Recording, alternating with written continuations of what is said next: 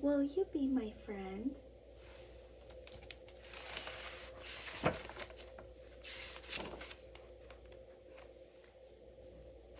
In the morning, when little Jack Rabbit put his nose outside, the whole world was glittering with frost. It was bitterly cold. In the afternoon, the sun fell behind a hill long before supper time. Then, when it got dark and the wintry wind whined, little Jack's father put a rug against the door to keep out the draft. Tomorrow, he said, we will go to the cabbage field. Early the next day, the whole family and some neighbors took the long journey across the field, through the hedge, around the hill, and into another field. And there were the juicy cabbages in long rows, all looked after by a scarecrow. Don't mind him, said Father. He can't walk. He only has one leg. And he does not speak our language, added an uncle. He has got a horrid yellow face and horrid red paws, said an aunt, and no ears at all. He is not one of us. He has got kind eyes, said little Jack, and that means he has a warm heart, said his mother. The day was short. The light faded. It got cold. The rabbits started for home. The scarecrow felt sad to see the rabbits leave. He wondered if they would return. All next day and the day after, he watched for them. He was lonely, stuck in the middle of the field on one wooden leg. The nights grew colder, and the stars shone brighter. The days got shorter, and the earth got harder.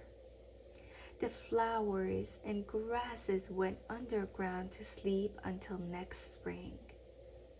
Little Jack Rabbit ran to the tree where Billy Squirrel lived. Would you like to come to the cabbage field? He asked Billy.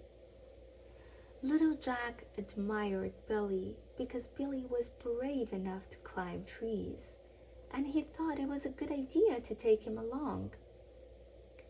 Billy's parents were extremely busy and did not notice them leave.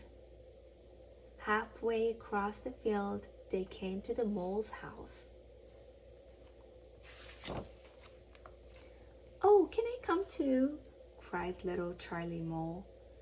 And he ran along behind Jack and Billy as fast as his little legs would go. Suddenly they met an old hare. "Where are you going?" asked the hare. "Only to the cabbage field," replied little Jack. The hare twitched his long ears and said, "Well, make sure you go home before dark." And he watched them trot off across the field. "Don't be afraid of the scarecrow," said little Jack Rabbit. "I'm not afraid of Scarecrow," said Billy Squirrel. "I am," whispered little Charlie Mole. "He can't chase you," said little Jack. "He only has one leg." "Has he been in a trap?" asked little Charlie, trembling. "Oh, let's eat some cabbages," said Billy. They ate all day. Then the evening clouds gathered, and a chilly wind sprang up. "I want to go home," said little Charlie Mole. The wind ran around and made strange noises among the cabbages. "I want to go home," said little Charlie. Suddenly it was very dark. The animals were not sure of their way home. Then the first flakes of snow fluttered down.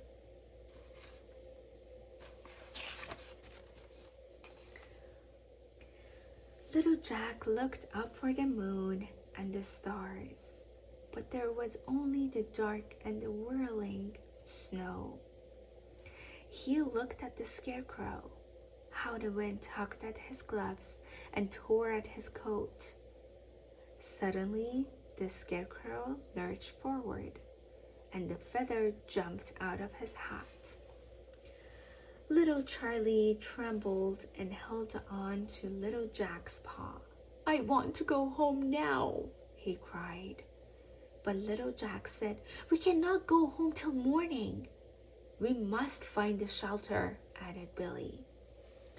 He hopped up to the scarecrow, and Little Jack Rabbit and Little Charlie Mole followed behind. They crouched close to the scarecrow's leg. The scarecrow leaned over as if he wanted to say something. The night got darker. The wind blew wilder. The snow fell thicker. The scarecrow lost one of his gloves, and his hat was tossed away. He leaned again, flapping his arms. Billy, Jack, and Charlie clung to one another, shivering. Then the scarecrow lay down next to them and with one arm wrapped his coat round them. Then, with his other arm, he cuddled his new friends close to his heart. "I'm really warm now," said Billy, snuggling down.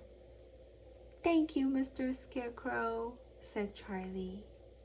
Then he squeezed his eyes tight and fell asleep. Little Jack Rabbit looked up at the Scarecrow's face and saw tears in his eyes. He touched the Scarecrow's cheek and felt that it was wet. All night the wind whistled across the lonely field. Little Jack Rabbit thought of home. The next morning, the snow lay deep for as far as you could see. The wind has dropped. The whole world was still. Little Jack Rabbit peeped out. Now the sun was coming up. The golden light spilled through the trees and hedges, over the farm roof, and across the white field. Suddenly the sky was bright blue. "Wake up! Wake up!" shouted Little Jack. Little Charlie scrambled outside, sniffing the air. "I can smell my home. It's over there," he cried, pointing toward the hill. The three friends set off for home. They tumbled through snowdrifts, and Little Charlie fell over several times. They pushed through the snow-laden hedge. "This is our field," Little Jack shouted. "And there is my tree," shouted Billy. His anxious parents came out to meet him. Little Jack Rabbit escorted Little Charlie Mole home.